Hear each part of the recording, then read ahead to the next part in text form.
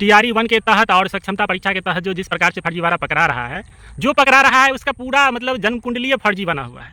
उसका जो है बीएड से लेकर के मैट्रिक से लेकर के मजदूरी करेगा तो अपने घर पे करेगा कि जाके गुजरात में जाके खटेगा।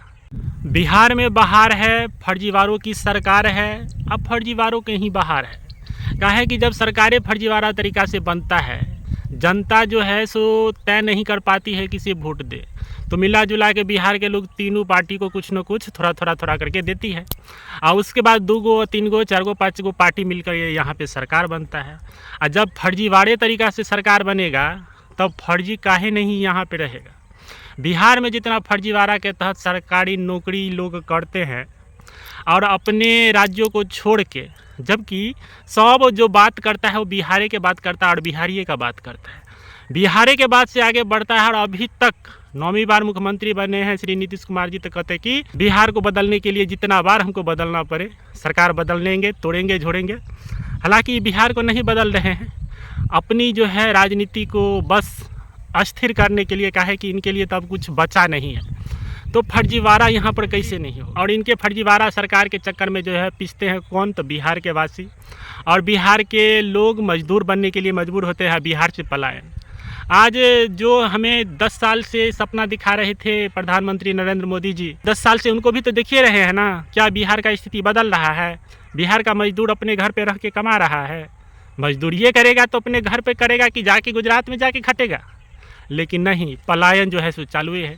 यहाँ का शिक्षा व्यवस्था इतना झंड है, फर्जीवाड़ा के तहत पैसा कमाया जाता है। यूनिवर्सिटीज़ में आप देखिएगा चमक धमक खूब है, प्रोफेसर टीचर वीसी सबका। क्या है कि छात्र तो पढ़वे करेगा, साक्षरता दर बढ़ा रहे हैं और पैसा तो देवे करेगा, लेकिन फर्जी डिग्री बांटा जाता है। तो एगो दूगो फर्जी नहीं, शुरू से फर्जी का आदत लोगों को लगा हुआ है। तो नौकरी तक पहुँचते पहुँचते लोग जो है फर्जी तरीके से ही घुसते हैं। टीआरई 1 के तहत और सक्षमता परीक्षा के तहत जो जिस प्रकार से फर्जीवाड़ा पकड़ा रहा है उसका पूरा मतलब जन्म कुंडलीय फर्जी बना हुआ है। उसका जो है बीएड से लेकर के मैट्रिक को बहुत मुश्किल से फर्जी तरीका से पास करता है, मैट्रिक इंटर पीजी, उसके बाद बीएड फर्जी, सीटेट फर्जी, जो नियोजित कुछ फर्जीवाड़ा के तहत पकड़ाए हैं वो, और जो टीआरई में घुसे हैं वो तो उसके बाद मोटा रकम एक बार 10 लाख 12 लाख रुपया लेके और सब्जेक्ट बदलने के लिए जो टाइम दिया गया, जो बीएड को हटा के डीएलएड घुसाइए, तो वो डीएलएड का डिग्री भी फर्जी, तो वो डीएलएड का डिग्री भी जो है सो फर्जी। इतना फर्जी में लिप्त होकर के नौकरियों पर बैठा हुआ है। आपको क्या लगता है ये साधारण बात है, हाँ? एक बार अजगर जहाँ पे बैठ जाता है तो उस इलाका में खौफ मच जाता है कि जल्दी हम हटने वाले नहीं हैं। तो हर कोने पर, हर डेग पर जहाँ पे फर्जीवाड़ा बैठा हुआ है वहाँ पे ईओयू का कितना हिम्मत है। अब बिहार सरकार चाह के भी जी ईमानदारी दिखाना चाहे तो वो नहीं दिखा सकती है। क्या है कि इन्होंने इतना छूट दे दी है ना बिहार में फर्जीवाड़ा के लिए कि लोग जो है सो मनमर्जी पर उतर गए हैं। अब सरकार का विरोध होना शुरू हो जाएगा। अब जो सुधारने का भी कोशिश करेगा तो सरकारें सुधर जाएगा, ना कि बिहार सुधरने वाला है। आप देखिएगा, हम अपने अगल बगल के हॉस्पिटल में देखते हैं, जो सरकारी हॉस्पिटल है वहाँ डॉक्टर राजस्थान के, वहाँ चलिए माने डॉक्टर बहुत काबिल होगा राजस्थान का, लेकिन नर्स तक राजस्थान के, यानी कि बिहार के लोग योग्य नहीं है। बिहार के लोग यानी कि जो भी रहेंगे वो मजदूरे बनेंगे, चाहे वो थोड़ा पढ़ियो लिख ले चाहे नहीं हो पढ़ लिख ले। एगो फर्जीवाड़ा से हम मार करेंगे तब ना, हाँ?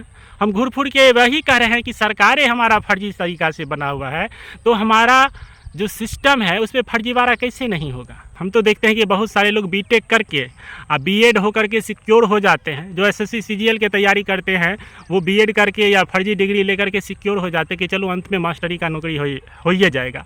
तो 4 को 5 को डिग्री लेने के बाद जो है अब मास्टरों का डिग्री नहीं हो रहा है और मास्टरों का नौकरी नहीं हो रहा है। काहे कि आप भैया चाहिए तगड़ा, आप पैसा दीजिए उसके बाद ही आपको नौकरी मिलेगा। यहाँ पे भगवानों नहीं सुनने वाला है।